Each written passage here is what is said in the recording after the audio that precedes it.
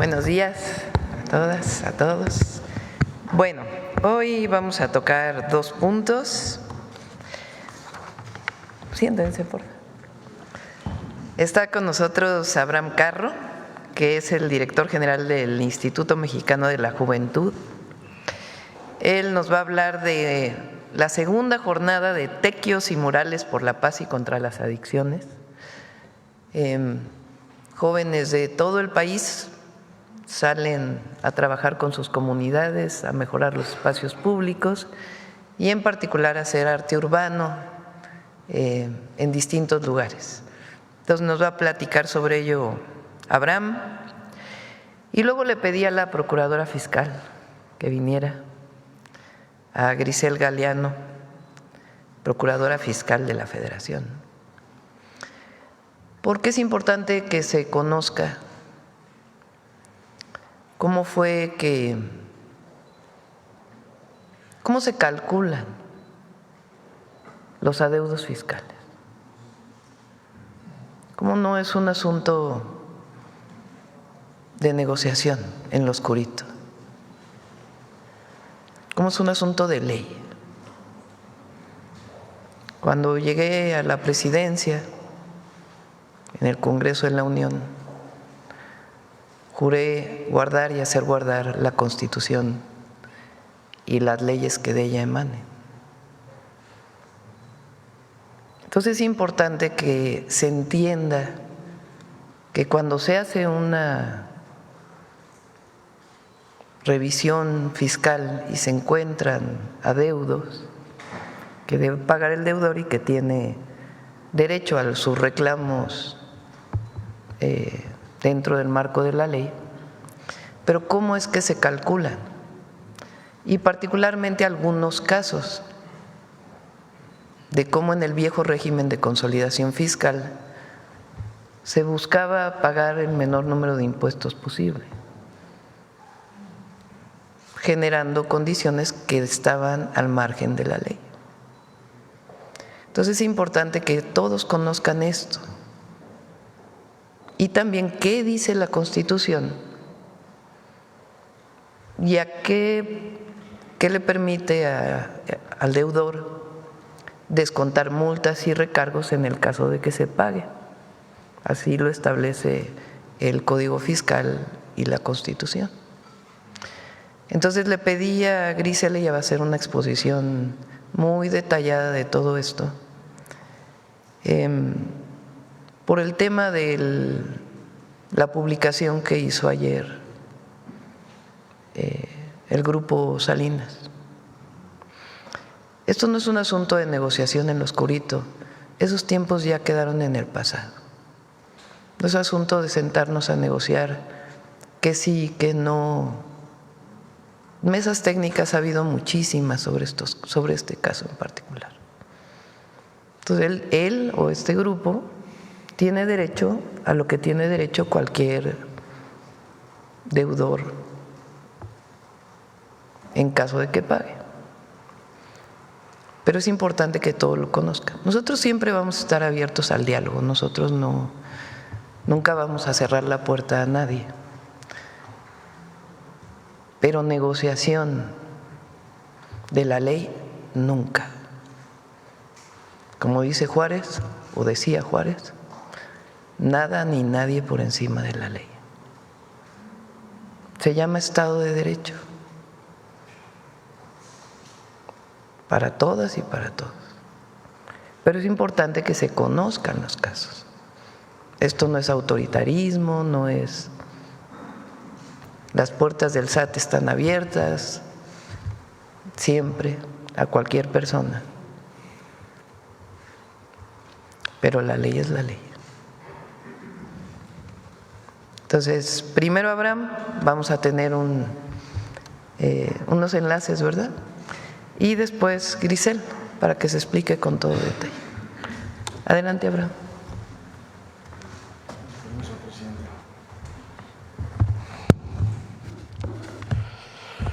Muy buenos días a todas y a todos.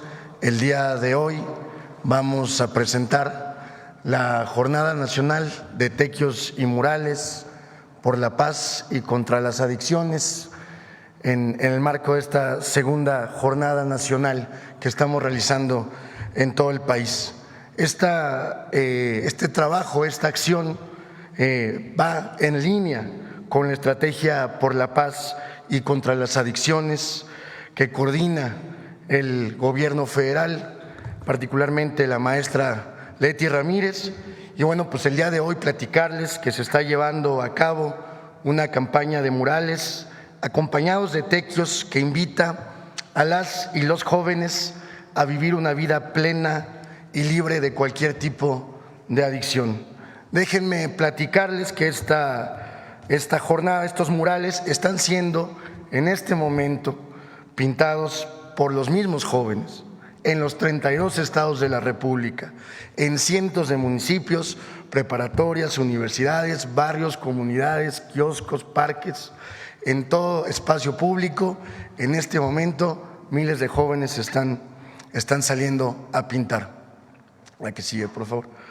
Esto es histórico, quiero mencionarlo, porque contrario a lo que ocurría en los gobiernos neoliberales, donde por supuesto no estaban interesados en que los jóvenes se organizaran, en los gobiernos de la Cuarta Transformación y en el gobierno de la presidenta Claudia Sheinbaum se convoca a que las y los jóvenes se organicen y sean protagonistas de la transformación que vive México. Hace algunas semanas se presentó aquí en este espacio, el 14 de mayo se habló acerca de otra jornada precisamente en donde más de 1 millón de jóvenes, igual de los 32 estados, salieron a realizar tequios, es decir, a recuperar el espacio público entre jóvenes, para jóvenes y para la comunidad.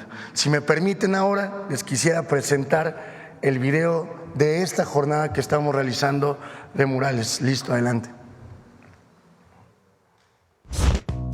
Hoy, 26 de septiembre, de manera simultánea, en más de 6,000 puntos desde los 32 estados de la República, 1 millón de jóvenes se unen a la estrategia federal por la paz y en contra de las adicciones. Porque recuperar y apropiarse de los espacios públicos crea comunidad. Porque cuando ocupamos las calles y los muros, logramos nuestras metas con arte y construimos futuro. Cada trazo fortalece el tejido social. Hoy, México pinta por la paz un corazón enorme latiendo en colores. La transformación pone a los jóvenes en el centro y les da espacio para expresar su voz y su creatividad, dejando huellas con símbolos de esperanza. Hoy podemos decir con orgullo, las y los jóvenes hacemos tequio y somos historia viva. De la mano de nuestra presidenta Claudia Sheinbaum, escribimos un nuevo capítulo de transformación, donde somos el presente que deja huella y transforma el futuro de México. Listo. Efectivamente, aquí en el video que pasamos, lo grabamos ayer a mediodía, poquito ya como a la 1 de la tarde. Les quiero decir que desde entonces hasta este momento, en la noche que hicimos el corte, habían más de 8,000 registros de murales que se están realizando en todo el país. Ahí llevamos 6,000, ya vamos por encima de 8,000 y bueno, habría que ver el corte final, donde también se inscribieron, logramos la hazaña, la participación de más de 1 millón de jóvenes que están pintando y que están recuperando espacios el día de hoy. Hacer murales y tequios es también la oportunidad, y ellos lo saben, ellas lo saben, de hacer amigos, de compartir con compañeros, con compañeras, de generar comunidad y de hacer algo al mismo tiempo en beneficio de su comunidad y de la gente. La que sigue, por favor. Y bueno, nos parece importante mencionar que esta estrategia no es una acción esporádica, se encamina, se enmarca en una serie de acciones que busca principalmente generar permanencia en las juventudes. Por eso, en cada actividad que realizamos en territorio, estamos convocando a construir entre las juventudes comités de jóvenes por la transformación, que tienen como objetivo fomentar dentro de sus propios espacios el deporte, la cultura, el arte, el ajedrez, la recuperación de espacios, la lectura, y principalmente las libertades de las y los jóvenes. Hoy los jóvenes están saliendo a pintar, a vivir en libertad, nunca más un país sin sus juventudes. Si me permite, Presidenta, nos podemos ir. Hay varios estados que ya están conectados, algunos en el norte por el tema del horario quizá no alcanzaron, pero quisiéramos enseñarle algunos de los puntos de estos más de 8,000 puntos registrados hasta el día de ayer, en donde ya los jóvenes están haciendo diversos murales, diverso arte, diversa creatividad, y bueno, pues aquí lo tiene. ¿Quién puede hablar o no? ¿Tiene Sí, micrófono ahí? sí, ¿A quién tú quieras? pues a ver los compañeros de Oaxaca que están pintando un mural bellísimo, también los de Tlaxcala por ahí.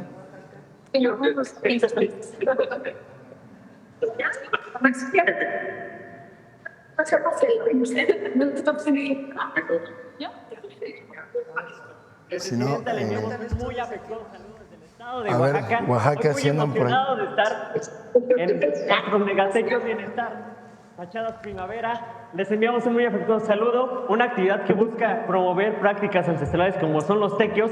Invitamos a todas y todos los jóvenes mexicanos a poder sumarse a estas actividades que buscan el fortalecimiento de la comunidad, la promoción de paz y el rescate de los espacios urbanos. Estamos muy emocionados, les enviamos un afectuoso saludo desde Oaxaca y la primavera oaxaqueña. Saludos. Hola, muy buenos días. Los saludamos desde el Tecnológico de Villahermosa.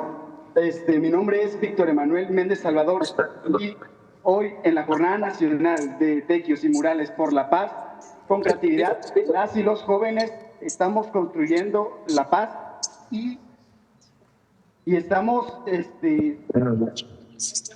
demostrando que otro mundo, un mundo mejor, sí es posible. Pero no sé si aquí nos empezamos.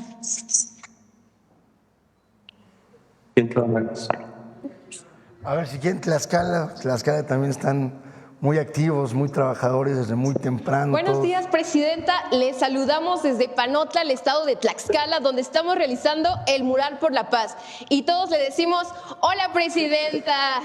Este es uno de los 45 tlaxcaltequios que los jóvenes hemos realizado de manera voluntaria, donde rehabilitamos espacios públicos que han quedado en el abandono. De esta manera le ofrecemos a nuestra juventud tlaxcaltequia espacios para la recreación y ser un espacio seguro. Y le queremos decir gracias, Presidenta, por todo este trabajo que se está realizando, especialmente gracias a la juventud tlaxcalteca. Presidenta, le saludamos de Pachuca Hidalgo, desde la Universidad Autónoma del Estado de Hidalgo, la Escuela Preparatoria número 1. Nos sumamos con mucho gusto a esta jornada de Murales por la Paz. Estamos muy felices y contentos de que estas actividades se hagan por las juventudes. Sabremos que con esto los jóvenes van a tener arte que transforma. Le enviamos un saludo y desde la Autónoma del Estado de Hidalgo, cuente con todo nuestro apoyo. Buenos días, Presidenta. Desde Guadalajara, Jalisco, desde la comunidad de Prepa CUDG, le presentamos nuestro mural de la segunda jornada de Tequios y Murales por la paz y en contra de las adicciones. ¿Sí? Presidenta, buenos días. 125 murales registrados. Gracias. Hola, buenos días, Presidenta Claudia Sheinbaum. Todavía seguimos en la toma. Listo, Estamos si al quieren aire Veracruz todavía. por ahí, si nos pueden saludar los amigos y amigas de Veracruz que también ¿Qué llegaron tal, desde- Presidenta? ¿Qué tal, Presidenta? Saludos desde el Tecnológico de Veracruz. En el Tecnológico de Veracruz estamos comprometidos con no solo ser buenos profesionales, sino buenos ciudadanos. Y las jornadas Tequios nos dan la libertad y justamente crean espacios dignos para que todos los jóvenes nos podamos expresar con total libertad. Las jornadas Tequios son totalmente de valor para nosotros e invitamos a todos los jóvenes que se unan, porque más allá del tema de la drogadicción y todo lo posible que esto nos puede generar como algo malo, realmente hay que buscar siempre lo positivo en todas estas situaciones. Y recuerden, ¡todos somos TGNM! Muy bien, si Hola, muy buenos vamos con días, uno Presidenta más. Claudia Sheinbaum. Uno más adelante. Municipio de Guadalupe, Zacatecas. Estamos muy agradecidos y muy contentos de formar parte de esta segunda jornada nacional de Tequios y Murales por la Paz. Saludos desde Guadalupe, Zacatecas, presidenta. Seguimos en toma, Muchísimas gracias a las amigas. Buenos días, querida presidenta. Muchas gracias, amigas y amigos conectadas y conectados de distintas partes de la República. Y bueno, pues mostrarle, presidenta, y a todos. La vez pasada participó 1,085,000 jóvenes en los 32 estados. Les quiero platicar que esta vez volvimos a romper la cifra del millón y estaremos, si usted me lo permite informarle, presidenta, rompiendo la cifra de 1,085,000. Rebasaremos la barrera del 1,200,000 jóvenes participando en esta jornada. Muchas gracias, presidenta. Es cuanto. Muchas gracias a todas y a todos. Felicidades. Listo. Ahora sí, Grisel. Sí. Muchas gracias. Con su permiso. Buen día a todas y a todos. Es un gusto volverlos a saludar. Pues efectivamente, como ya lo anunció nuestra presidenta, hoy estamos aquí por parte de la Procuraduría Fiscal, la Secretaría de Hacienda y Crédito Público, y en nombre también del SAT, me voy hoy a referir a una historia de impuestos no pagados por un grupo empresarial. Les voy a platicar cómo se calcula efectivamente y por qué tenemos este adeudo tan grande y qué figura fiscal aplicaba antes, luego por qué ya no aplicó y cómo es que se generó el adeudo. La siguiente, por favor. Este grupo empresarial y muchos otros ocuparon esta figura legalmente aceptada que en nuestro país se generó para favorecer un mecanismo que se le proporcionaba a las empresas para que estas empresas que eran muy grandes y que tenían muchas subsidiarias pudieran presentar sus impuestos como si fueran una sola, las conjuntaban, las consolidaban. Entonces, así una empresa, cuando le iba muy bien y tenía utilidades y resultaba que a otra de sus hermanas, subsidiarias o filiales le iba mal, pues se consideraba que podía tener pérdidas, entonces podían sumar y restar los resultados entre todas y así llegaban a un cálculo adecuado para todas para pagar un poco menos de impuestos. En ese momento era la estrategia para impulsar a las grandes empresas. Entonces así el grupo podía pagar menos impuestos en el corto plazo. ¿Por qué? Porque si salían cantidades que tuvieran que pagar, las podía incluso hasta diferir a lo largo de los años hacia adelante, generalmente hasta 10 años. Y porque las pérdidas pues se compensaban con las ganancias de las otras, ¿no? Entonces este movimiento lo realizaban en familia empresarial. Siguiente, por favor. ¿Por qué se creó? Bueno, en aquella época, ahora les voy a contar más o menos en qué año fue, la intención original pues era fortalecer a estos grupos empresariales, darles liquidez y hacerlas competitivas internacionalmente. En teoría, era un incentivo para invertir más y generar más empleos, porque el grupo no se veía obligado a pagar los impuestos elevados en el momento en que generaba el adeudo y podía postergarlo en el tiempo. Adelante, por favor. Pero hubo abusos.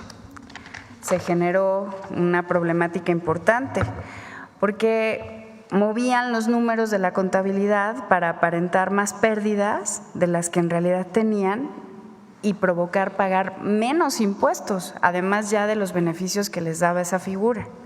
Entonces, diferían los impuestos durante muchos años sin pagarlos realmente y además afectaban su contabilidad para pagar menos. Y pues esto generó un grave problema a la recaudación del Estado y además se veía un trato desigual entre las pequeñas empresas, las medianas empresas, que además sí pagaban completo, y estos grandes consorcios. La siguiente, por favor.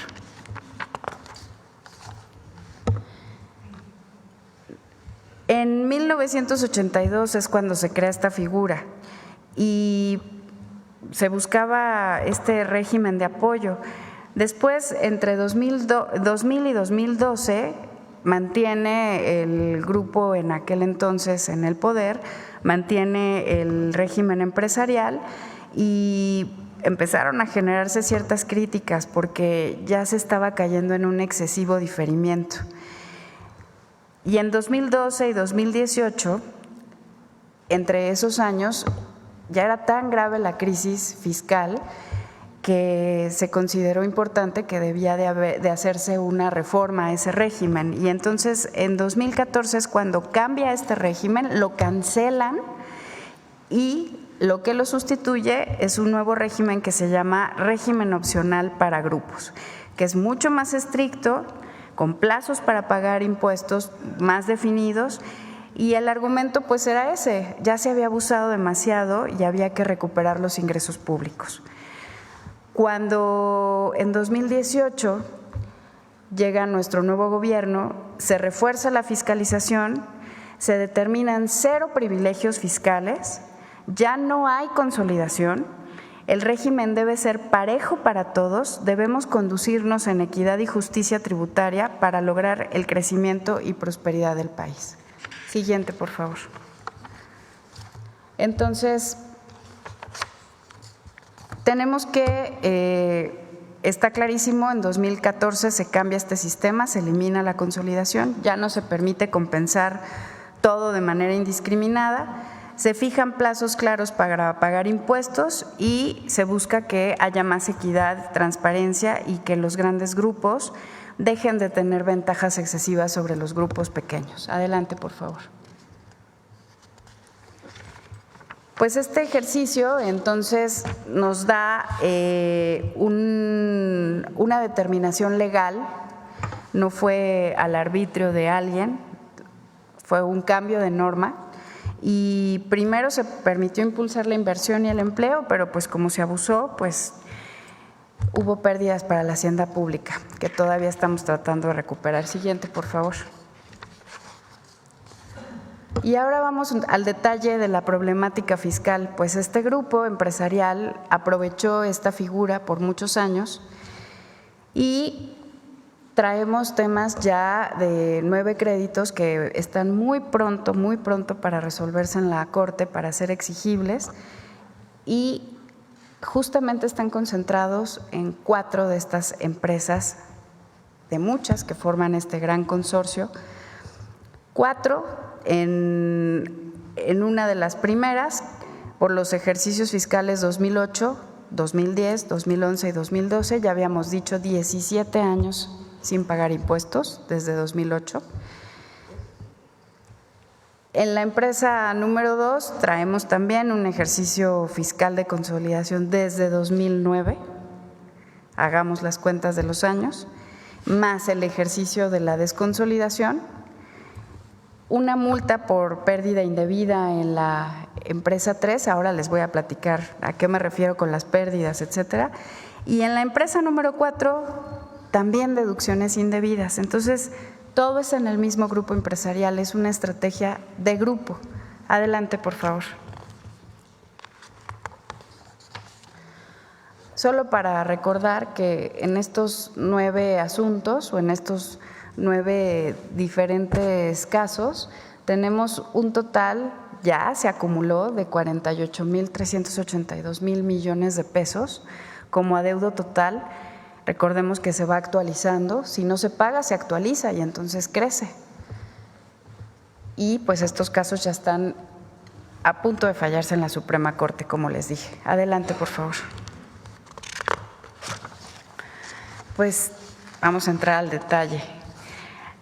En la empresa número 1, vamos a empezar por el ejercicio 2013, que es cuando la reforma entra y el Estado decide que ya no haya consolidación fiscal.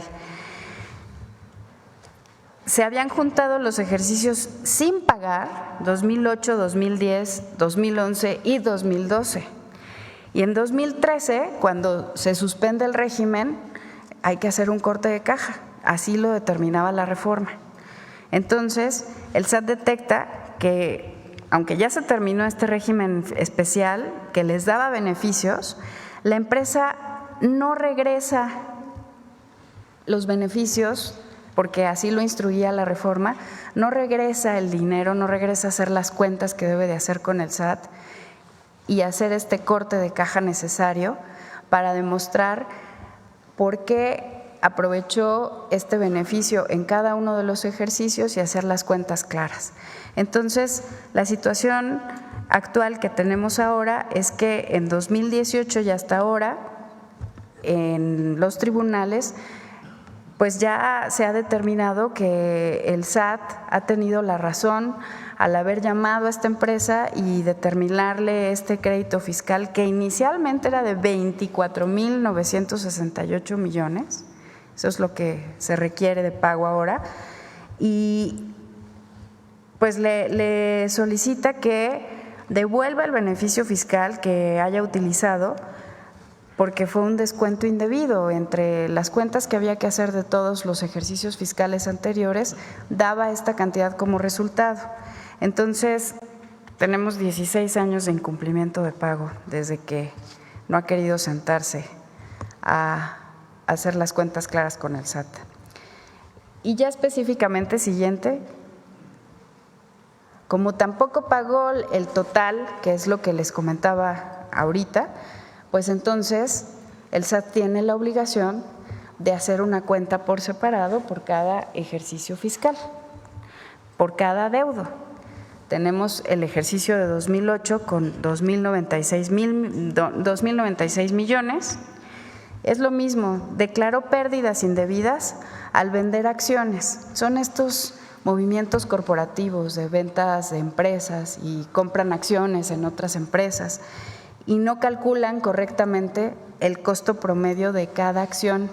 No todas las acciones en las empresas cuestan igual.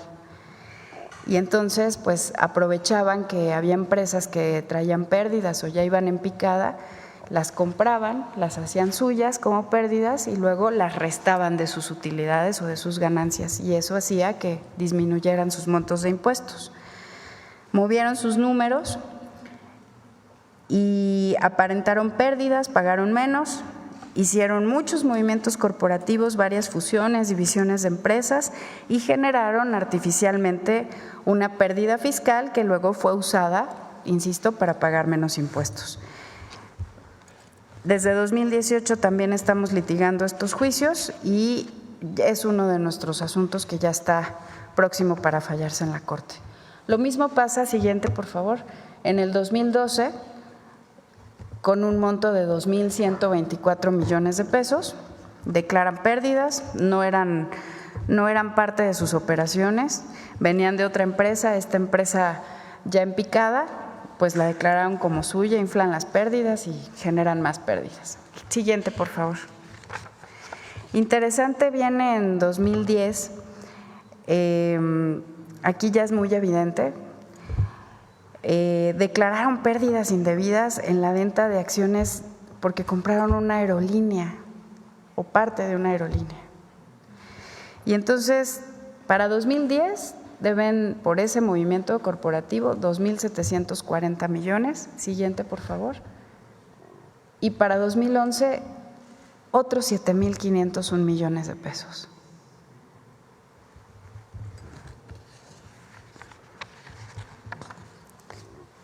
Sin palabras. En la empresa número 2,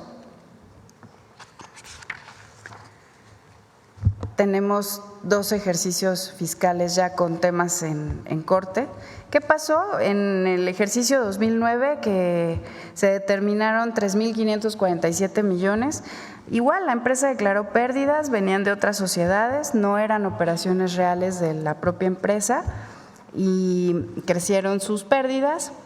Y aquí, curiosamente, sí hay un cúmulo de empresas más sustanciales.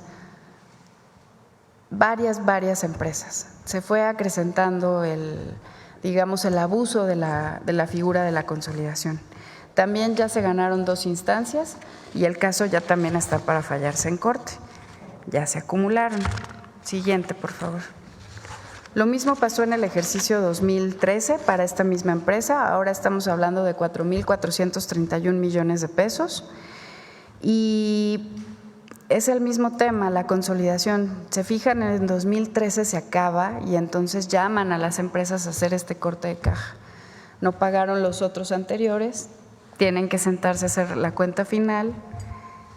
No es un doble pago, más bien se debe todo. Siguiente, por favor. La empresa número 3 trae un adeudo de 67 millones de pesos por una multa en el ejercicio 2012. También es una irregularidad fiscal reportar pérdidas más grandes de las que tuviste en realidad como empresa. Y el SAT, como verifica, pues se da cuenta que esto sucede y entonces multa a la empresa número 3. También ya hay precedentes judiciales en la Corte ya no va a poder entrar a fondo porque ya hay criterios anteriores, va a fallar a favor del fisco federal. Siguiente, por favor. Y la empresa número 4, pues resulta que dedujo más pérdidas de lo necesario, es decir, dedujo viáticos, anticipos, servicios, un montón de conceptos que en realidad no eran básicos para su operación.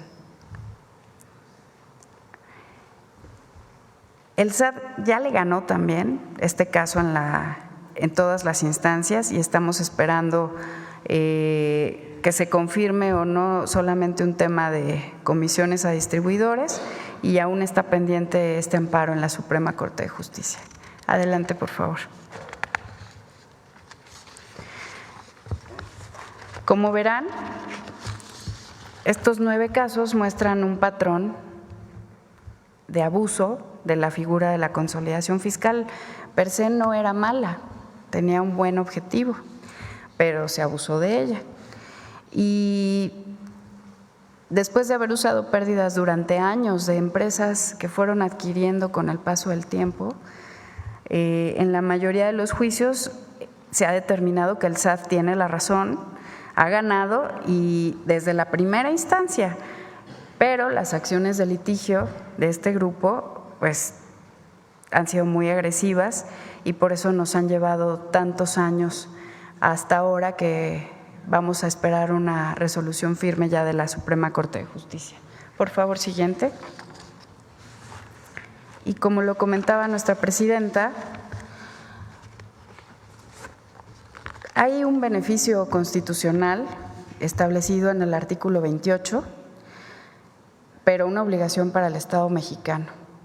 Están prohibidos los monopolios, los estancos, pero también las condonaciones de impuestos y las exenciones de estos. Solamente pueden darse beneficios de descuentos según el Código Fiscal, según la ley de la materia. Y esto solamente se da en situaciones muy excepcionales. El caso es que cualquier contribuyente puede acceder a ellos para presentarse ante la autoridad fiscal siempre y cuando quiera pagar oportunamente y entonces se prevén estos beneficios para disminuir la cantidad en multas y recargos. Tiene que sentarse con la autoridad fiscal a verificar oportunamente sin que la autoridad le requiera el pago, sino de buena voluntad llegar y ofrecer un pago y entonces puede calcularse conforme al Código Fiscal si es que le aplica o no un beneficio fiscal. Podría llegar a disminuirse para cualquier contribuyente su adeudo fiscal. ¿Es cuánto, señora presidenta? Muchas gracias. Con permiso.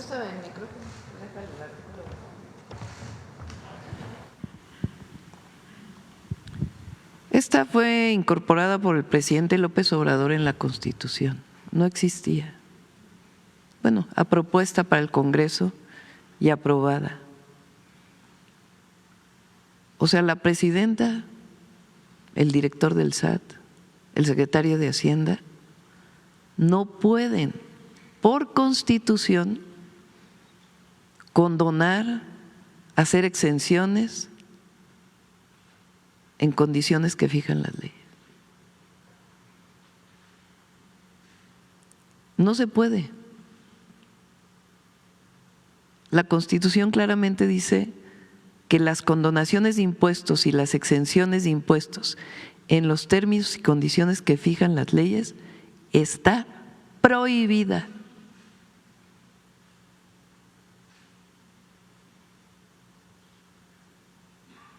Ya no es, nos sentamos en una mesa, negociamos a ver cuánto te condono, cuánto te exento.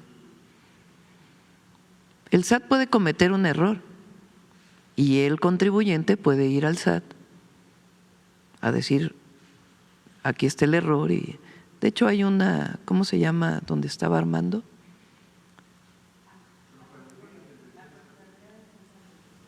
La Procuraduría de Defensa del Contribuyente. Existe una institución, la Procuraduría de Defensa del Contribuyente, donde si alguien supone que hay un abuso de la autoridad, pues puede acudir a la Procuraduría. Y existen además pues los amparos y los tribunales por si se comete alguna injusticia. El tema es que aquí ya pasó del viejo Poder Judicial, ni siquiera del nuevo.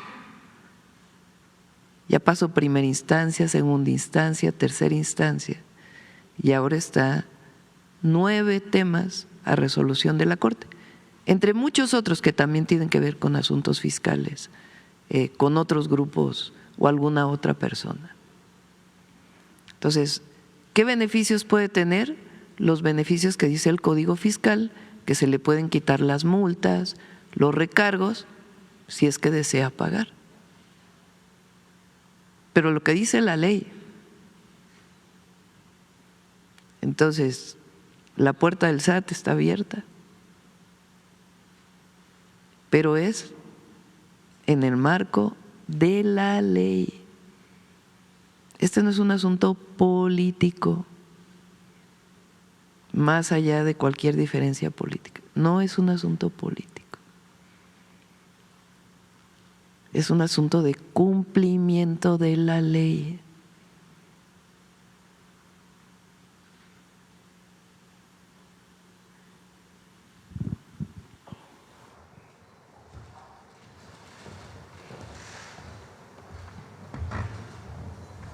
Y por eso se presentan los ejemplos de casos, que obviamente no pueden darse los detalles, pero ejemplos de casos que están sustentados, que no es una cuestión subjetiva.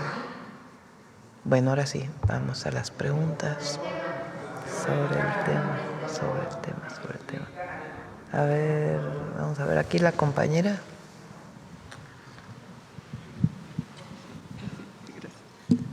Muchas gracias, Presidenta. Jimena Mejía, de Grupo Imagen.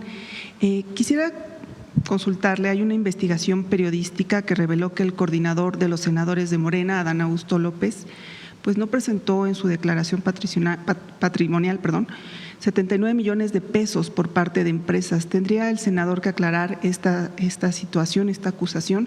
Esto también porque el SAT ha puesto alertas a las transacciones millonarias que tuvo el ahora senador por parte de una empresa fantasma y otra que obtuvo contratos durante su gobierno en Tabasco.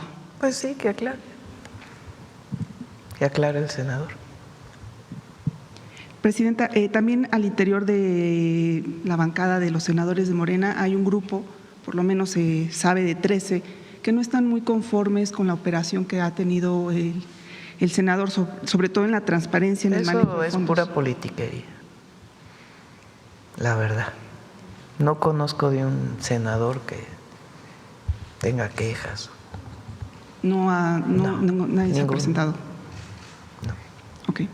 En otro tema, Presidenta, una Corte Federal de Nueva York ordenó la aprehensión de Silén García Peña, exregidor del Partido Verde en Jalapa, Veracruz, por tratar de proteger al líder de la Iglesia de la Luz del Mundo, Joaquín García.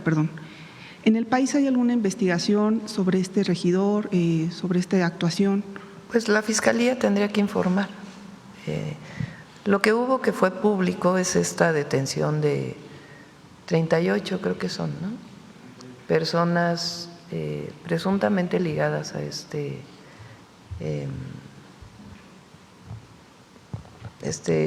grupo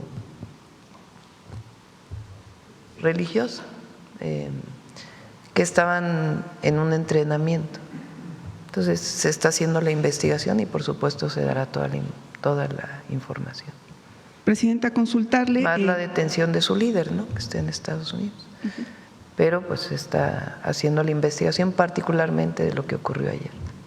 Lo demás pues tendrá que informarlo la Fiscalía. Presidenta, consultarle si en el Gabinete de Seguridad le han dado información sobre un grupo paramilitar, sobre esta Iglesia de la Luz del Mundo que se autodenomina Yacer. Es lo que mencioné. Sí, okay. Entonces hubo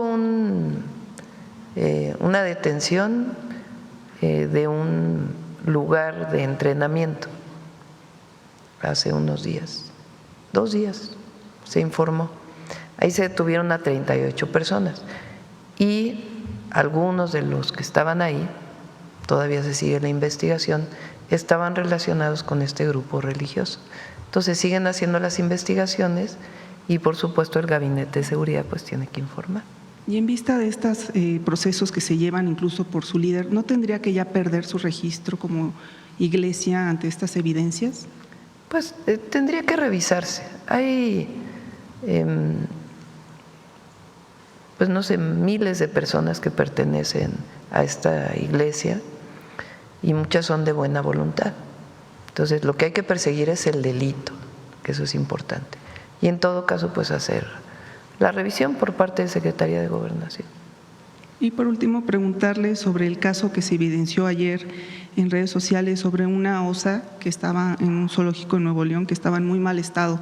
Saber si su gobierno podría apoyar en el caso. Se sabe que la Profepa ya está actuando, pero si se podría hacer una mayor investigación. La Profepa está ahí y también que informe la Profepa. Gracias. Gracias. Bueno, ver acá. Ahorita vamos para allá.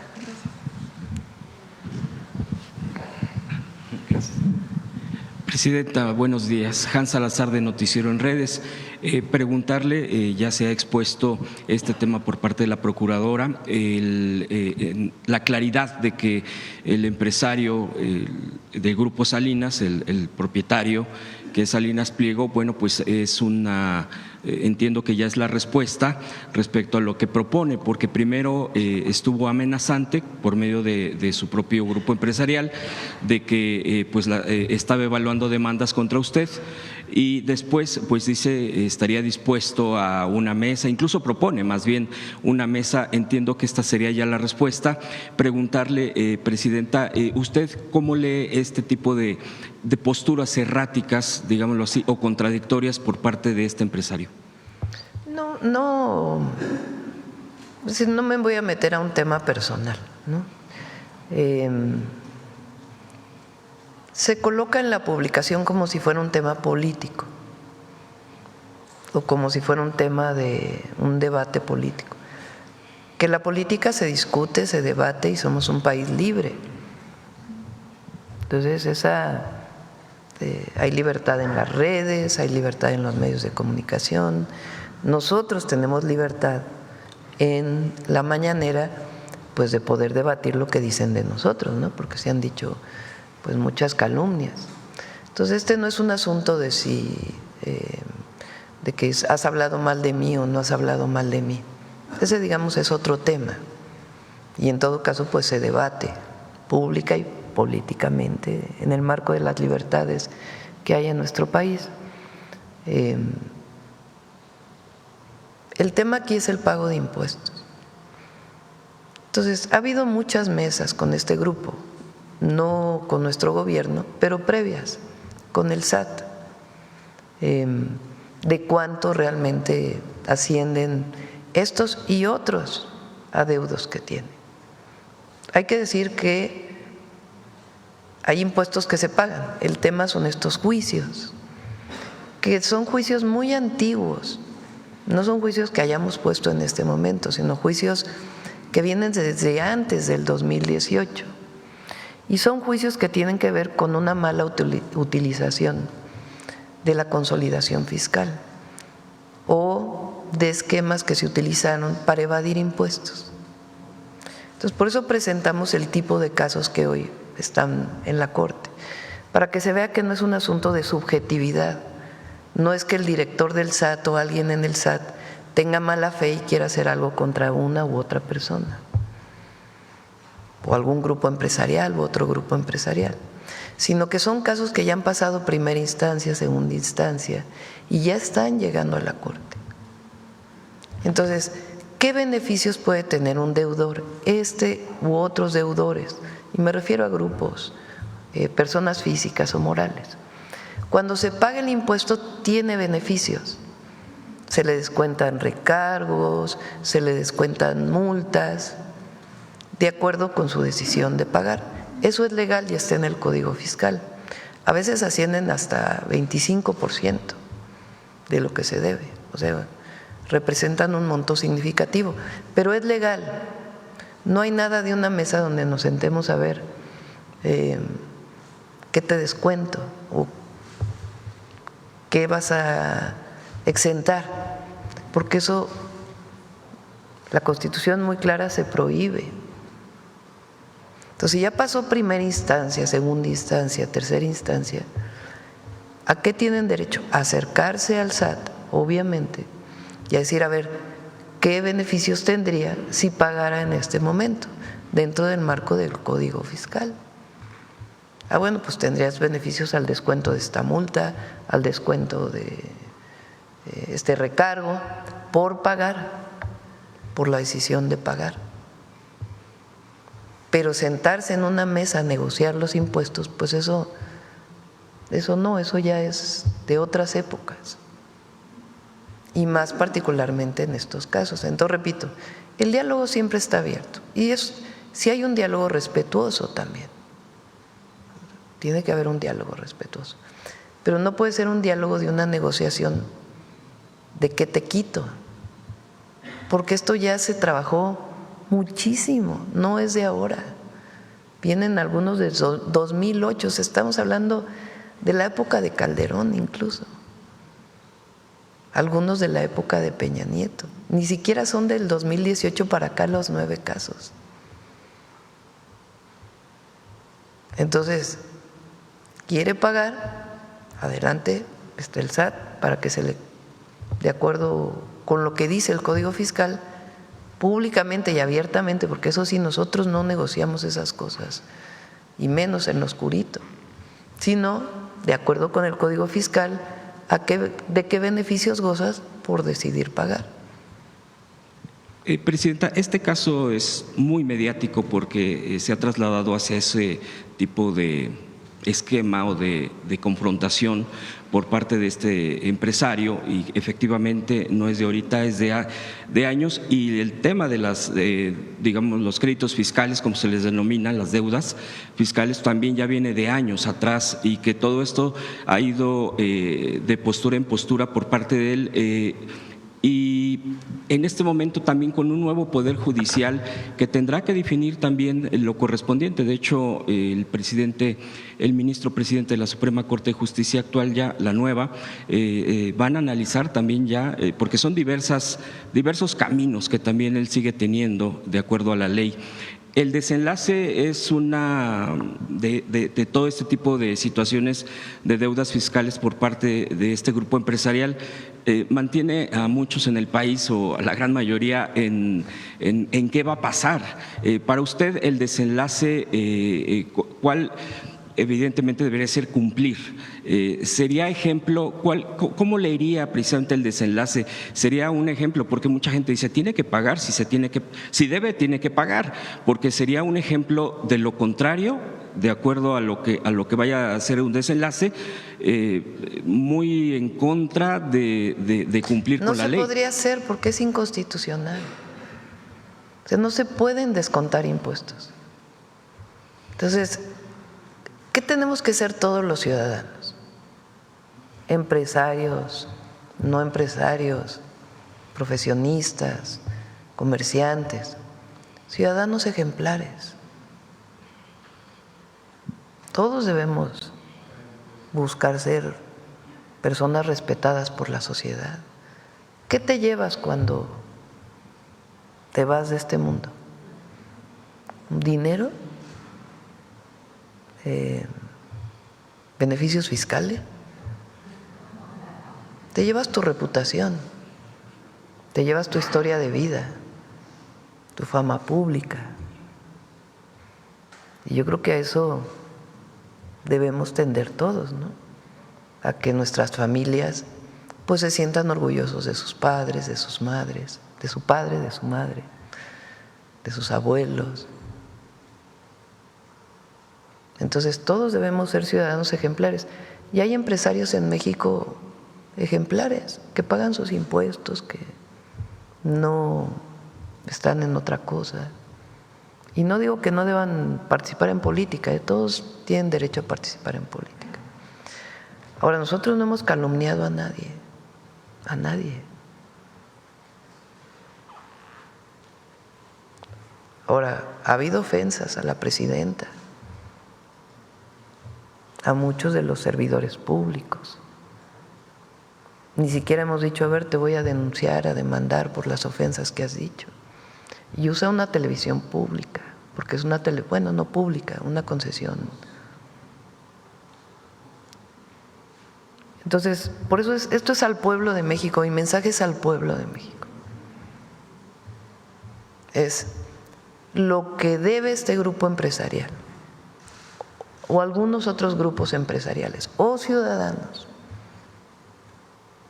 No es un invento, no es una subjetividad, no es algo que alguien construyó ilegalmente. El que paga los impuestos puede acceder y hay una injusticia, para eso están los tribunales, para eso está abierta la puerta, para que se les explique por qué se están cobrando determinados impuestos, por qué se hace una auditoría y está la misma Procuraduría del Contribuyente.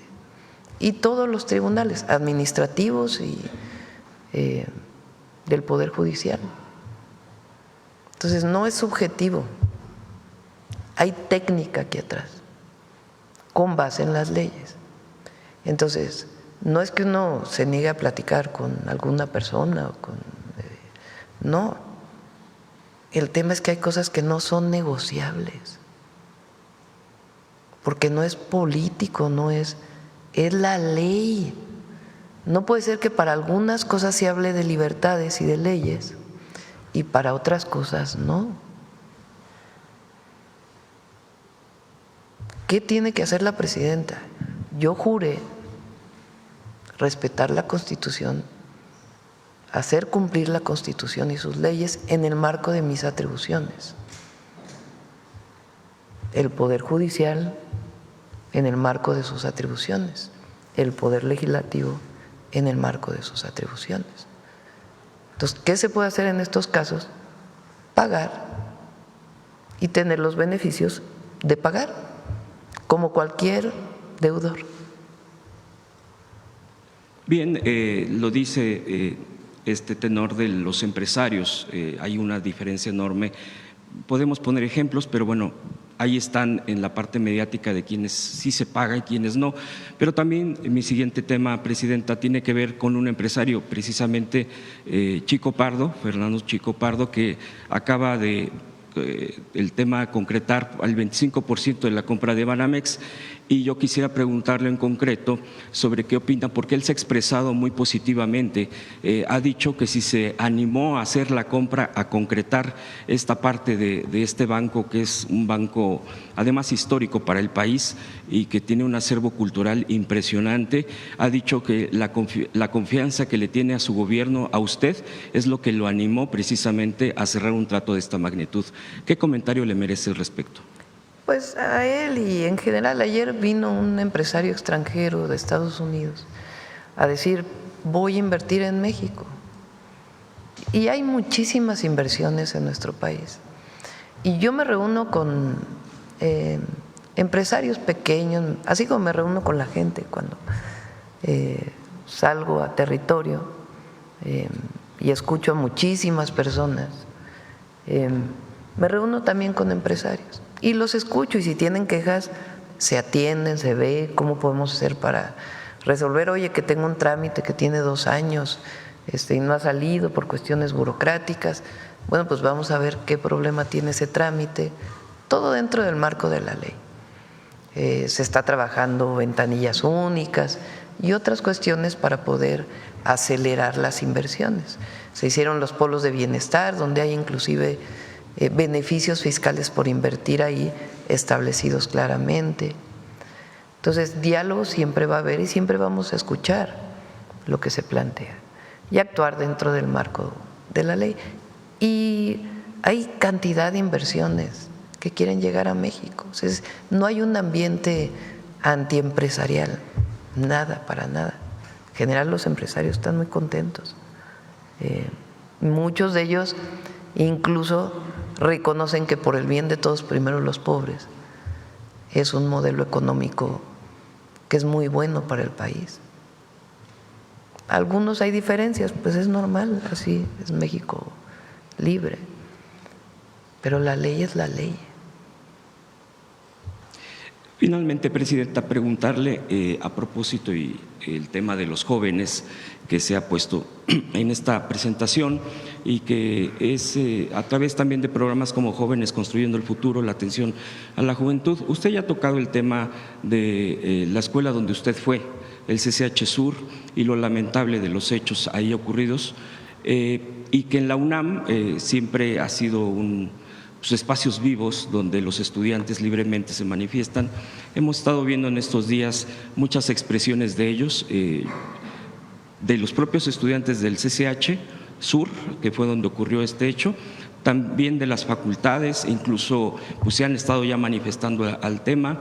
Rectoría pues ha tenido que responder a lo que le ha tocado, porque pues es nuestra máxima casa de estudios, es autónomo también, como ya se queda claro, pero también ha saltado el tema a partir de lo que se ha ido sabiendo, por lo menos en el caso de filtraciones, habría que aclararlo, el por qué un joven, un estudiante hace esta agresión y pues el resultado que ya se sabe. Se habla mucho de un tema emocional, de atención emocional hacia los jóvenes. Yo escuchaba muy atentamente a una joven, a una estudiante del CCH decir: lo que necesitamos es atención psicológica, lo que necesitamos es atención emocional.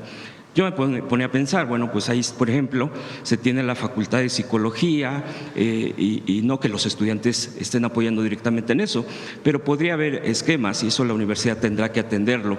Pero también empieza a permear la discusión en las redes sociales, en los medios. ¿Qué pasa también con esa atención hacia los jóvenes que se sienten mal para evitar que se ha aumentado el tema de los suicidios, el tema de las problemáticas internas que pues son tan diversas, pero que también llegan a estos casos probablemente, repito, porque son filtraciones de lo que hemos estado viendo? Y de ahí también ha salido una caja de Pandora de que son grupos en las redes sociales que tienen cierta problemática y que la canalizan hacia este tipo de cosas de violencia. Preguntarle concretamente en este esquema, en este contexto, el gobierno federal, por ejemplo, los estudiantes entiendo que siguen teniendo el seguro facultativo, que es el IMSS, es la atención hacia los estudiantes. Si están pensando o si se pudiera estar esquematizando, reforzar la atención psicológica, psiquiátrica, emocional hacia los jóvenes en general del país para poder prevenir, porque pues es un asunto verdaderamente muy complicado. Sería mi última pregunta, Presidenta. Sí, bueno, primero evidentemente dentro del marco de la autonomía, la propia universidad tendrá, la autoridad universitaria tiene que dar su atención, sus soluciones, y hay que escuchar a los jóvenes siempre, siempre. Entonces, en este momento se pueden acercar a Abraham, pues ahora si quieres dar los números de atención, aparte de el número de atención que tenemos de CONASAMA, que la línea de, ¿por qué no lo pones? Por si quieren hablar ahí. Y ahora Abraham puede decir si se quieren acercar. esta idea que tuvo Abraham de hacer estos comités y hacer distintas actividades tienen que ver con promover actividades de los estudiantes que generen comunidad, porque muchas veces hay soledad por distintas razones, incluso por problemas familiares. Entonces, el tener actividades colectivas ayuda a los jóvenes pues a tener otras alternativas de vida, de compañerismo, vinculados con la paz y evitar cualquier acceso a alguna droga. Eso es, digamos, lo que estamos haciendo ahora, además de muchas otras cosas que tienen que ver con atención a las causas. Pero estamos trabajando cómo fortalecer la atención psicológica o de apoyo a la salud mental de las y los jóvenes, de todas las edades, pero en particular de las y los jóvenes. Y estamos trabajando para el próximo año, yo lo dije en campaña y lo hice en la ciudad, teníamos un programa en la ciudad que se llamaba Jóvenes Unen al Barrio, que incorporaba a los jóvenes, sobre todo aquellos de mayor riesgo de acercarse a un grupo delictivo o a otro tipo de actividades, con una pequeña beca. Estamos atendiendo esto para que el próximo año podamos tener un programa de este tipo. En ciertos lugares también tener centros deportivos donde puedan acceder los jóvenes a tener actividades deportivas de más tiempo y actividades culturales. Entonces, estamos trabajando en esto para enero del próximo año, pero evidentemente, pues quien tiene problemas hoy, ¿cómo se puede acercar a nosotros? A través del INJUVE y a través de esta línea o con cualquier compañero servidor público para poder conocer su problemática y poder apoyarles. Y a la autoridad universitaria, pues estamos siempre para apoyar en lo que se necesite. Y, por ejemplo, también se podría contemplar, ya para finalizar, presidente, este mismo tema, en las redes sociales se comenta mucho que ya había expresiones o manifestaciones de que podía ocurrir algo en esto de este joven que está detenido y que pudiera ser prevenir precisamente, sí, dependiendo de lo que… Se llama inteligencia de redes, que se pudiera estar observando si hay una situación así para poderle evitar y alertar a la institución. Sí tenemos eso en el Gabinete de Seguridad, de todo lo que se publica, ver si hay algo que se alerta. Obviamente son millones y millones de publicaciones y hay pues mecanismos donde se puede, en este caso pues lamentablemente no se pudo alertar, pero sí es un tema muy importante en el país y tenemos que atenderlo. Gracias, presidenta. Y las familias, a los padres, a las madres que se acerquen a sus hijos siempre, que no… Bueno, ¿qué más? A ver, la compañera y vamos atrás. Buenos días, Presidenta. Yujel Carolina, de Código Libre. Presidente, el día de ayer el Ministerio de Comercio de China inició una investigación sobre los aranceles y otras medidas comerciales restrictivas de México contra China. ¿Qué nos comenta de esto? ¿Hubo o en algún momento se contempla que la Secretaría de Economía pueda reunirse con sus homólogos chinos? Ayer se reunió Marcelo, el secretario de Economía, con el embajador de China en México. Nosotros estamos proponiendo una mesa de trabajo de alto nivel para poder platicar. ¿Por qué se toma esta decisión?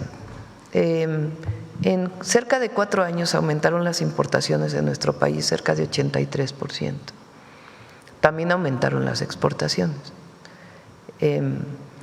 Y nosotros, ese es el Plan México, pues lo que queremos es producir más en México para pues tener una balanza comercial en donde las importaciones no sean iguales a las exportaciones, sino tener pues una balanza comercial positiva.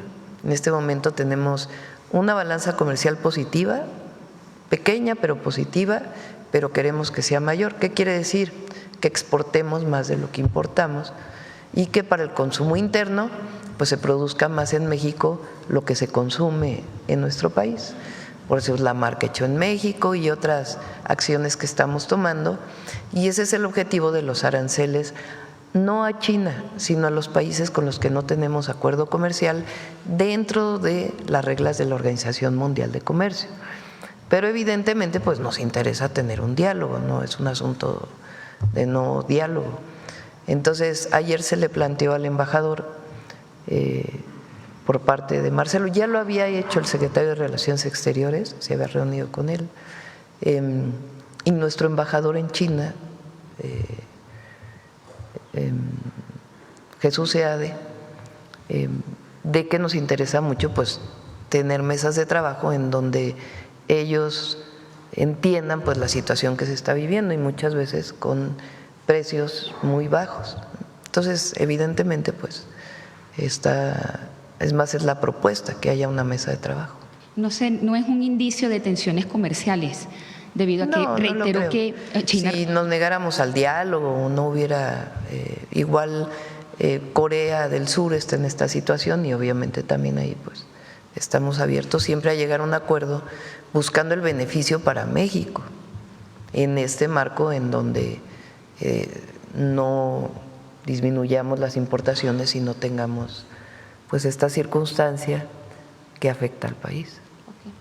Gracias. Presidenta, hoy en el marco de los 11 años de la… tenemos muy buenas relaciones con China, es un asunto de fortalecimiento de nuestra economía. En el marco de los 11 años de la desaparición de los 43 normalistas,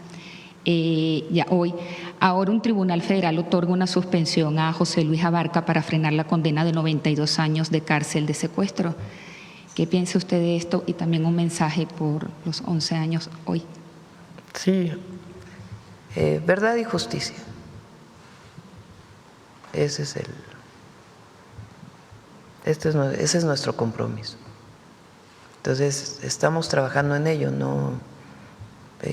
Hay un nuevo fiscal especial, tenemos reuniones con los familiares, con madres y padres de los normalistas de Ayotzinapa y nuestro compromiso de poner todo lo que esté de nuestra parte para llegar a la verdad y la justicia y encontrar a los jóvenes. Ahora, no estamos de acuerdo con acciones violentas. Nunca hemos estado de acuerdo. Parecen más una provocación. Entonces nosotros no vamos a caer en la provocación, evidentemente, de que se busca que haya represión. No va a haber represión, porque estaríamos cayendo en esa provocación, pero no estamos de acuerdo con acciones violentas como la que ocurrió ayer en el campo militar número 1. ¿Y esto del Tribunal Federal que otorga una suspensión? Vamos a revisarlo, hoy mismo lo revisamos. Presidenta, el Gabinete de Seguridad le actualizó información sobre el venezolano desaparecido en el Estado de México que estaba como repartidor. Sí, también sí puede informar el Gabinete de Seguridad. Ayer lo pedí, pero creo que no lo informaron. Por favor.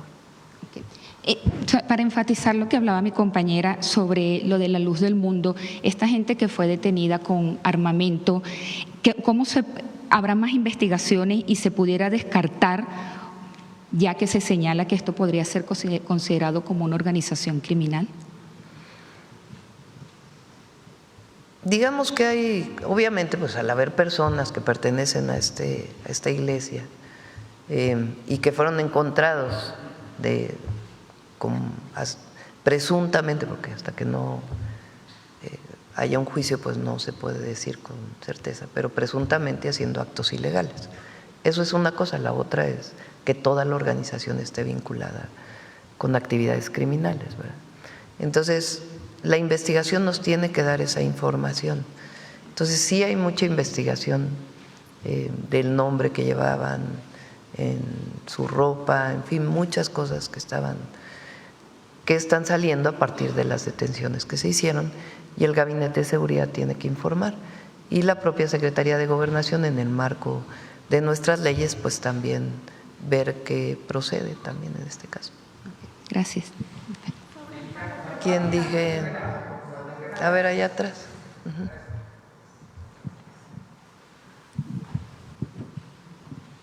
Gracias, Presidenta. Máximo Allende para Subjetivo.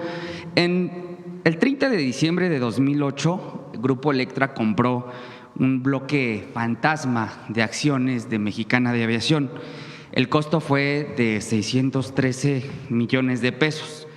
Esas empresas tienen como nombre, bueno, empresas, pues ahora las conocemos como empresas fantasma, porque en realidad eran empresas fachada, toda vez que estas empresas no contaban con aviones, hangares, pilotos o personal operativo. Esas empresas, entre otras, eran pues operadora de servicios empresariales Z, gestiones y servicios operativos Capa, impulsora de enlaces industriales Delta e impulsora industrial empresarial Beta. Preguntarle a la procuradora fiscal que nos acompaña el día de hoy, saber si actualmente ese tipo de empresas fantasmas, ¿hay alguna estrategia para combatirlas? Porque no solo son las que compró Salinas Pliego en aquellos días para hacerse de una fracción de Mexicana de Aviación, sino que también, bueno, pues hay o han existido a lo largo de la vida pública empresas fantasmas que sirven justamente para este tipo de acciones, pero también para lavado de dinero.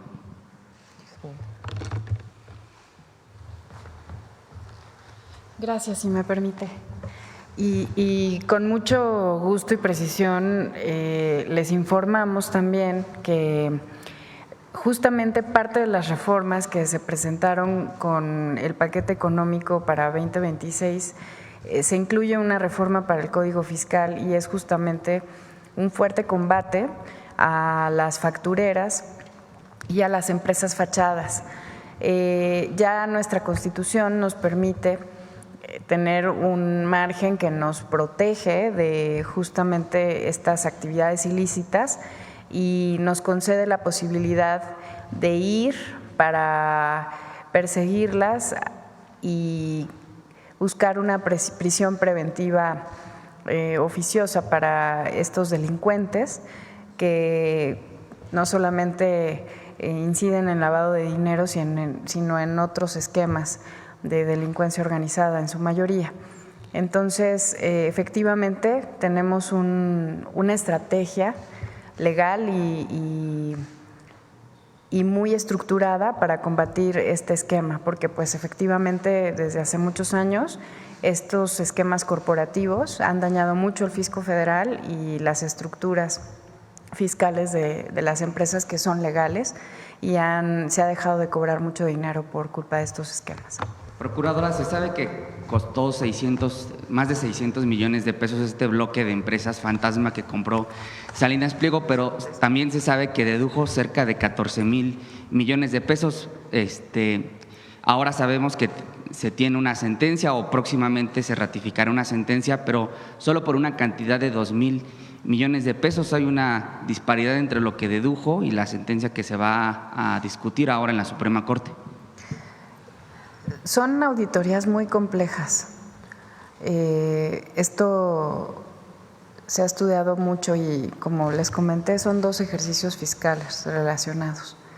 Vamos a esperar la sentencia de la Corte para que pueda ya con mucha claridad y firmeza analizarse ya de fondo qué es exactamente lo que va a dar lugar al cálculo exacto y correcto para que pueda determinarse el pago de estos impuestos. La pregunta concreta era, perdóneme, si podría pagar más. Está en el proceso, difícilmente ya puede como procuradora adelantar más información. Sí, perdón, está vivo el juicio y para protegerlo, hasta que no se dicte sentencia, no podemos hacer ningún pronunciamiento respecto a un cálculo específico.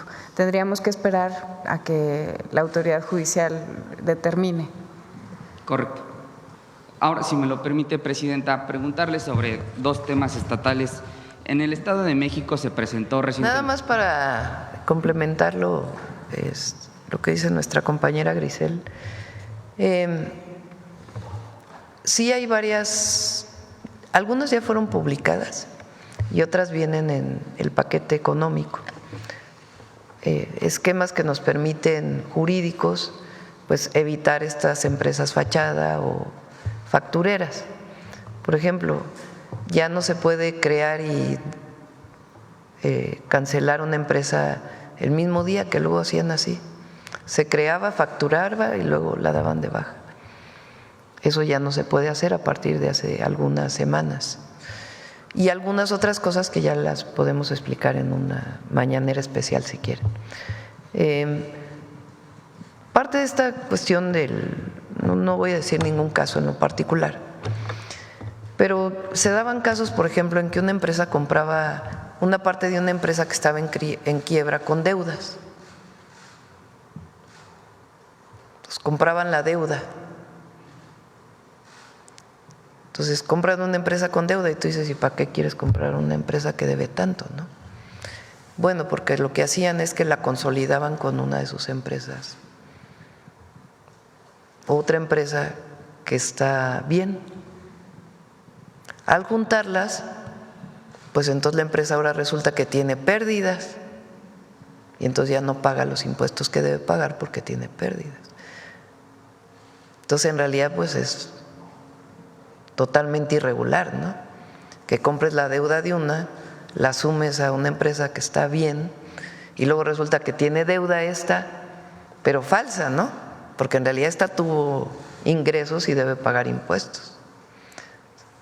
Ese tipo de prácticas llegaron a utilizarse de manera ilegal para no pagar impuestos de la empresa sana, digamos. Presidenta, en la administración pasada justamente se compró, entiendo, la marca de Mexicana de Aviación, pero entiendo que todavía hay participación de privados en la misma. ¿Usted consideraría o se analizaría eventualmente la nacionalización de Mexicana de Aviación? No creo que se esté en esas condiciones. Ahí todavía había unas deudas a los trabajadores que recientemente fueron saldadas o que se están saldando, pero déjame, reviso bien no voy a estar dando información equivocada. Okay. Ya, para no robarle más tiempo a los compañeros, 2 preguntas estatales. En el caso del Estado de México hubo una reducción importante en la pobreza y se destaca porque a lo largo de su primer año de gobierno hubo una reducción considerable en la pobreza, pero en el Estado de México 5% más de la media estatal fue el 11%, en Ciudad de México el 9%, en Veracruz el 7.5%. Eso por un lado, y por el otro también, destacando parte del informe de la gobernadora, se hablaba de los diversos operativos que se han dado. Uno de ellos es muy particular, el operativo Enjambre, que ha puesto tras las rejas a presidentes municipales en funciones, expresidentes, directores de seguridad, altos funcionarios del Estado de México han caído con este operativo. Son 2 hechos que se dan solamente en el Estado de México. Saber si se está haciendo algo diferente desde esta administración en respaldo. Bueno, sabemos que en el operativo Enjambre estuvo, por supuesto, participando la Secretaría de Seguridad Ciudadana, pero ¿eso se va a replicar también en otros estados, Presidenta? Son investigaciones que surgen, no es que haya un operativo para ver si alguien está involucrado, sino que cuando hay, a partir de la investigación de un delito o de una denuncia, cuando surge la presunta responsabilidad de un funcionario público, entonces pues vienen las carpetas de investigación y las órdenes de aprehensión. En el Estado de México le llamaron Operación Enjambre al momento en donde se hicieron las detenciones, al operativo en el momento en que se hicieron detenciones de funcionarios que un juez determinó que en efecto había presunta responsabilidad en un delito. Entonces, pero eso es permanente. Cuando las investigaciones, sea de la Secretaría, del Gabinete de Seguridad, digamos, como coadyuvantes del Ministerio Público, se encuentra que hay un funcionario involucrado, se procede, cero impunidad. Este fue el caso de la Marina. Se investiga un caso en donde llega un buque con combustible que no reportaba ser combustible y que traía otro permiso para evadir impuestos. Se hace la investigación, se encuentra que hay funcionarios públicos involucrados y se solicita la orden de aprehensión. Ahora, en el caso de Veracruz, se anunció un aumento salarial a trabajadores de base, de los que menos ganan, del 6% en el salario neto y del 2% en prestaciones. Eso lo anunció la gobernadora Rocío Nale recientemente, pero me llamó mucho la atención que habló de más de 1,000 trabajadores en el gobierno de Veracruz que ganaban menos del salario mínimo. Saber si en el gobierno federal todavía, o si existen trabajadores que ganen menos del salario mínimo, presidenta. Hay casos que no es como salario completo, o sea, no es su salario, sino que tienen algún apoyo que viene de hace tiempo. Por ejemplo, promotores educativos de lenguas indígenas en el estado de Chiapas. Entonces, ahora el próximo año estamos buscando que puedan ganar al menos el salario mínimo y luego ya regularizarlos a lo que debe ganar un maestro como tal. Hay casos de ese tipo que estamos revisando, pero no es un contrato, sino es un apoyo que se le da a una persona. A través se llama de capítulo 4000. Entonces, de todas maneras, en esos casos, pues tiene que tener si no es un beneficio relacionado con una beca, sino con una actividad que tenga que ver con una acción de gobierno, pues estamos buscando que puedan tener mayores ingresos. Por último, presidenta, el pasado 6 de marzo de 2024, aquí en Palacio Nacional fue derribada la Puerta Mariana con una camioneta de CFE por parte de manifestantes de la Normal Rural Isidro Burgos. Fue de hecho el abogado Vidulfo Rosales quien confirmó, porque el presidente en su momento había dicho que se trataba de provocadores y no, fue el propio Vidulfo quien confirmó que sí eran compañeros del movimiento, dijo. En esa declaración también Vidulfo dijo que se apersonaría en cada uno de los eventos de la entonces campaña 2024, pues para hacerle el mismo reclamo. Ahora se confirma, en la última declaración, en la última pregunta que le hicieron, usted decía que no tenía la información sobre si Vidulfo se integraba o no a la Suprema Corte. Ahora se confirma en el marco de estos 11 años de lo sucedido en Ayotzinapa, preguntarle su opinión sobre su incorporación. Pues es decisión de la Corte, de los ministros de la Corte. Son autónomos, entonces ellos toman sus decisiones. ¿Es un mensaje de autonomía, presidente? Pues sí. Pues ellos toman sus decisiones, nosotros no estamos ahí. Esta idea que tenían de que la elección al Poder Judicial tenía que ver con tener el control de la Corte, pues no. Ellos toman sus decisiones autónomas, solo que ahora pues tienen que responder al pueblo. Antes respondían a senadores, a amigos, a quien los propuso. Ahora no, ahora tienen que responder al pueblo. Gracias, presidente. Sobre el tema, a ver, por allá. ¿Quién más? A ver, el compañero de hasta atrás que no había venido. El otro compañero y luego si quieres él. Presidenta, buenos días. Me llamo Kirill Rudenko, de Agencia de Noticias RIA Novosti de Rusia. Tengo varias preguntas. Primero, sobre el régimen de visados con mi país. Casi toda América Latina es espacio sin visados para los ciudadanos rusos, excepto Barbados, Haití, Bahamas, Trinidad y Tobago y México. Desde hace tiempo el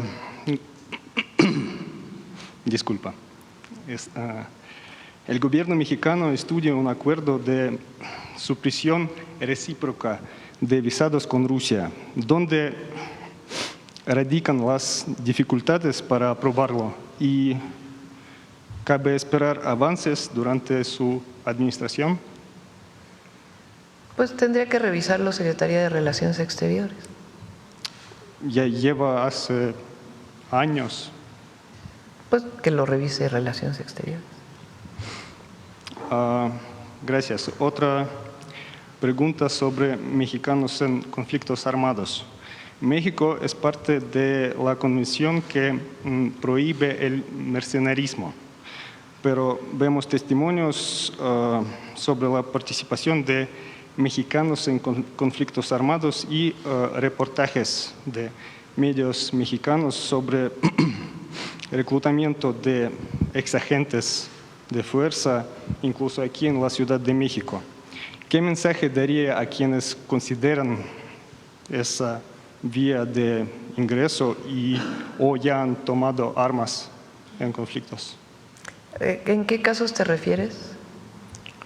Pues hay casos de participación de mexicanos en conflicto en Ucrania, hay casos en Medio Oriente. Todo es en el marco de la ley. Obviamente nosotros estamos en contra, nosotros somos pacifistas, por convicción y por constitución. Entonces, cuando hay una persona reclutada por la vía legal para alguna cuestión, pues tiene que ser evaluada en el marco de la ley. Y si van a violar alguna ley en el extranjero, pues tienen que cumplir con las leyes en el extranjero. Entonces, evidentemente, nosotros no estamos de acuerdo con ninguna guerra, ninguna. Y si hay un mexicano involucrado en una actividad ilegal en el extranjero, pues tiene que rendir cuentas y tiene la protección consular como cualquier mexicano en cualquier lugar del mundo. Gracias. Y tercera pregunta. O el apoyo consular más que la protección, el apoyo consular. Gracias. Y pregunta sobre legado cultural de México. México trabaja activamente en la devolución de sus bienes culturales. Uno de sus símbolos es penacho de Moctezuma, que está en el Museo Austriaco, y los descendientes de Moctezuma incluso reclaman su regreso, pero sin éxito. Este proceso ya lleva también años. ¿Planea su gobierno acciones concretas o ya se desarrollan algunas gestiones en un plano no público en este sentido? Ha habido varias solicitudes de repatriación, vamos a decirlo así, del penacho de Moctezuma. Hay, digamos, en la mesa lo que se ha puesto son cuestiones técnicas, de que pudiera tener algún daño si es trasladado.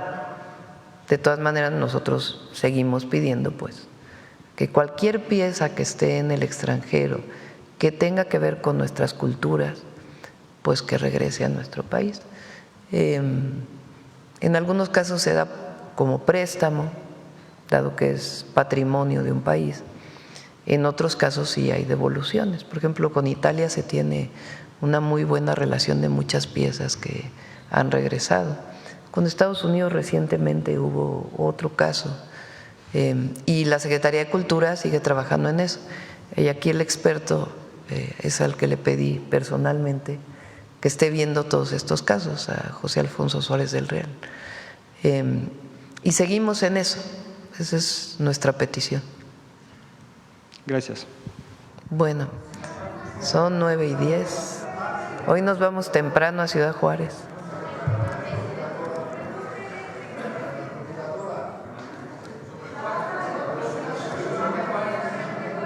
Yo creo que ya hablamos mucho hoy, ¿no?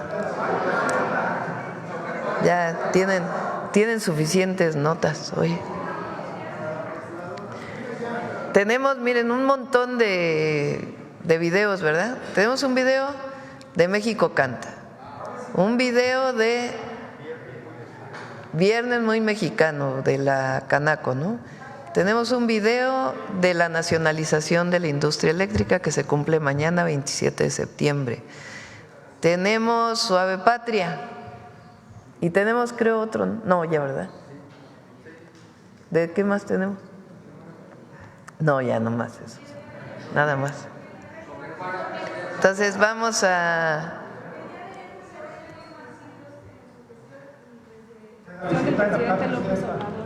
¿Perdón? El día de ayer fue el día con menor homicidio. Ah, sí, 37. Correcto. ¿Qué nos puede decir, Presidenta? ¿Funciona la estrategia? Pues es que aquí hay que ver la tendencia, ¿no? Digo, evidentemente, el día de ayer Fue el día de menor número de homicidios desde hace por lo menos 10 años, creo.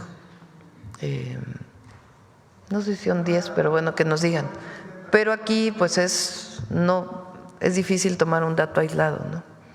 Entonces hay que ver cómo va a salir el mes de… Recuerden que hubo tantas noticias el día que presentamos el informe de seguridad que como que se perdió.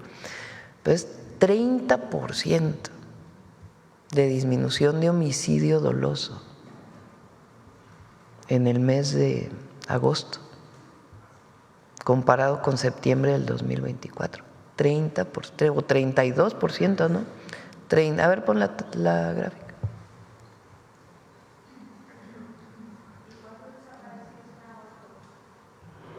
No es comparable. Vamos a presentar ya lo de los desaparecidos. Esta idea que dicen de que no se están reportando los homicidios es falsa. Por supuesto que todos los delitos tienen que contabilizarse y tiene que haber las investigaciones correspondientes, pero es falso esto de que no se reportan los homicidios. Esto viene del reporte de las fiscalías estatales. Y después el INEGI hace su propia revisión a partir de las actas de defunción. Eso es pues como un año después. Y en general más o menos coinciden. Entonces, vamos con ¿con qué? Vamos con la nacionalización y luego Suave Patria, y con eso cerramos.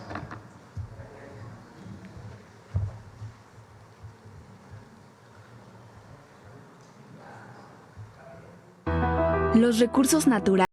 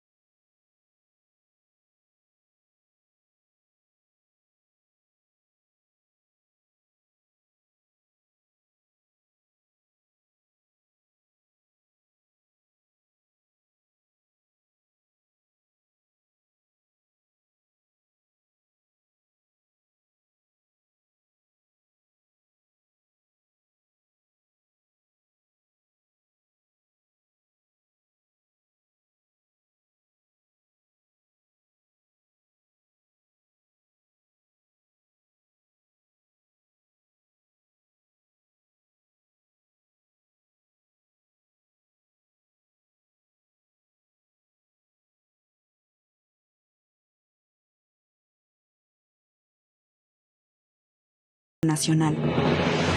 Con los gobiernos de la Cuarta Transformación se detuvo esta política privatizadora y se fortaleció a la CFE. El Estado retomó la rectoría del sector eléctrico para garantizar el servicio a la industria y a toda la población a precios asequibles. Al mismo tiempo se impulsan las energías limpias. De este modo, la CFE ha vuelto a ser una empresa estatal, una empresa del pueblo, clave para el desarrollo nacional. La soberanía energética y la lucha histórica de electricistas forman parte de las experiencias que nutren el humanismo mexicano.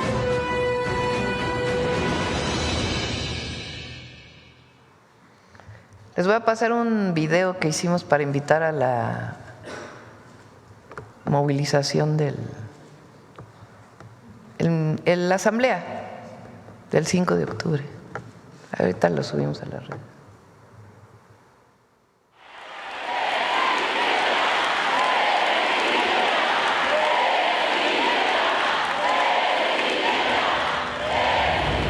Me comprometo con ustedes que entregaré mi conocimiento, mi alma, mi vida por el bienestar del pueblo de México.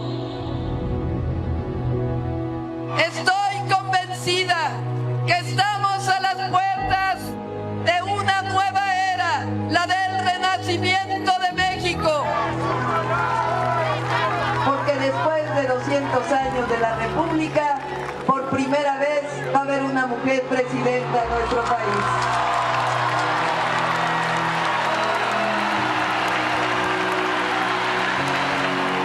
Me comprometo con ustedes a enaltecer el amor, la verdad, la honestidad y la fraternidad.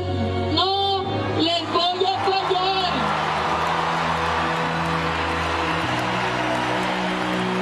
Que las personas se sientan representadas en mí es algo maravilloso y al mismo tiempo de mucha responsabilidad. Muchas gracias. Soy una ciudadana más en este grandioso país, con una responsabilidad que me dio el pueblo.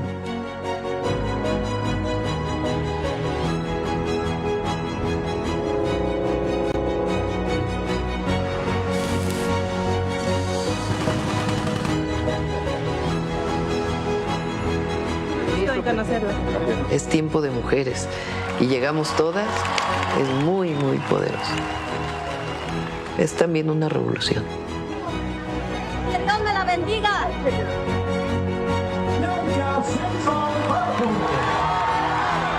Las niñas se me acercan y me dicen, yo quiero ser como tú de grande.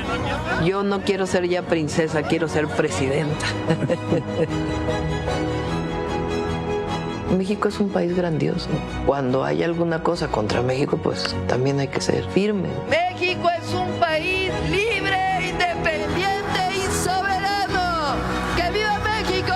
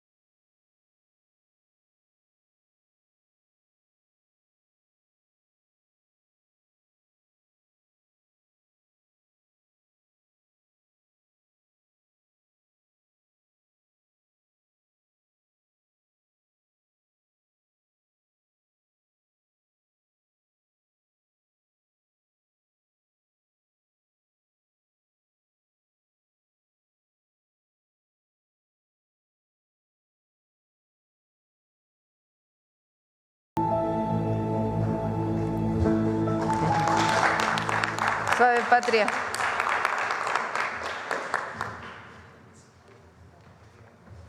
Con su permiso, Presidenta. Keako Newarutsi, Presidenta. La saludamos con mucho afecto.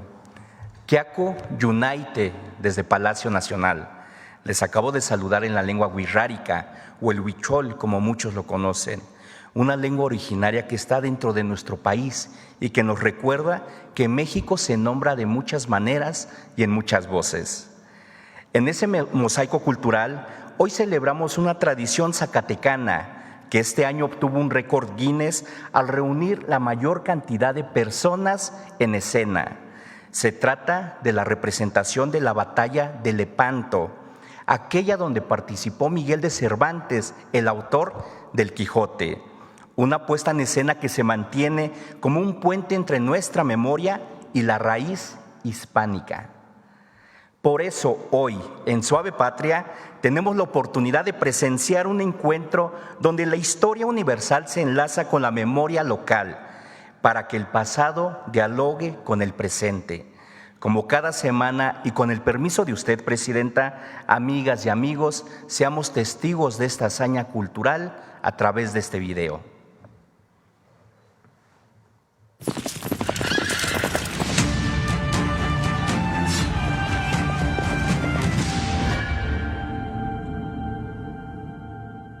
Las morismas de Bracho son una celebración cultural, histórica y religiosa que describe la batalla entre moros y cristianos con música, danza y desfiles.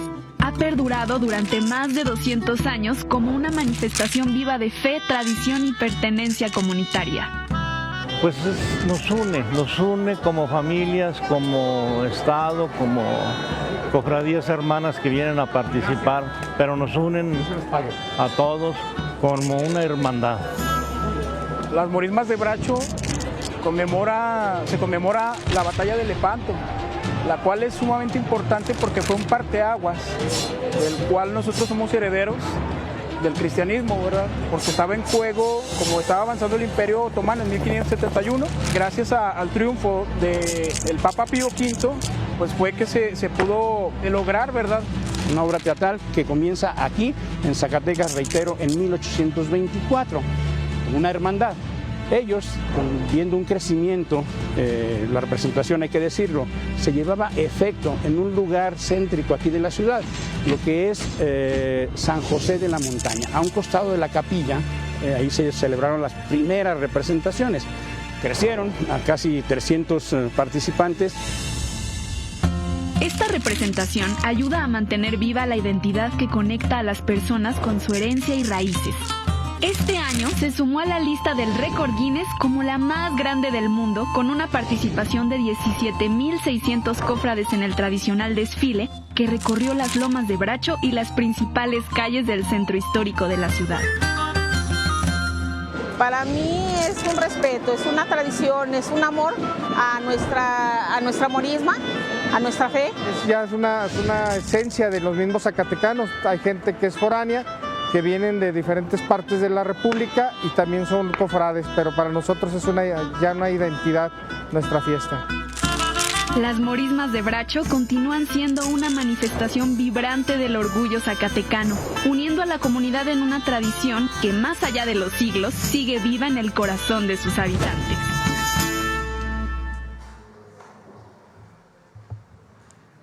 Las morismas comienzan al amanecer y concluyen cuando cae la tarde.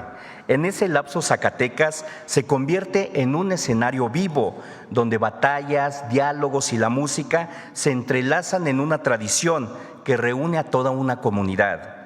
En sus inicios participaron pueblos indígenas, personas mestizas y afromexicanas, junto con mineros que encontraron que en esta representación hay un acto de dignidad y de memoria. Hoy se suman migrantes zacatecanos y sus hijos, que regresan cada año para agradecer a su tierra con su presencia y su talento. Por eso las morismas no son solo una representación, son un reencuentro con la historia y con la identidad. Cada palabra y cada gesto nos recuerdan que el mayor tesoro de Zacatecas es su gente. Cada palabra así lo manifiesta. Porque mientras esa tradición perdure, habrá comunidad, habrá raíces, habrá un México que se reconoce en su memoria. Como lo dice el dicho, como México no hay dos. Pan para Yutzi. Muchas gracias. Gracias.